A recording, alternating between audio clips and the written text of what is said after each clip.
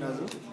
Je travaille pour l'INRIA. Et en fait, je compte aujourd'hui, dans le cadre de Musomix, je compte présenter des technologies en réalité virtuelle. Et pour ça, par exemple, j'ai des applications avec des panoramas. Donc ça, on est capable aujourd'hui d'afficher des panoramas 360 degrés. Donc c'est-à-dire que l'utilisateur peut naviguer dans la sphère sous tous les angles. Et donc, pour faire ceci, on a besoin d'une tête panoramique comme celle-ci qui est robotisée, sur laquelle on va greffer un appareil photo et elle va prendre une quarantaine d'images et après on va pouvoir les recoller pour les mettre dans le programme. D'accord.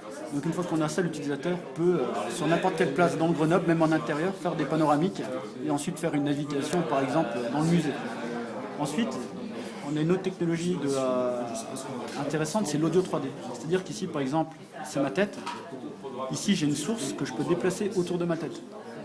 Donc ce qui veut dire que j'ai de l'audio spatialisé. Si je suis muni d'un casque, le son va tourner dans mon oreille gauche puis dans mon oreille droite. Donc le but après, c'est qu'une fois qu'on a ça, on peut par exemple merger les deux technologies pour faire une petite application de visite touristique. Donc peut-être qu'il y avait un sens dans le musée, donc on attend les preneurs de technologie.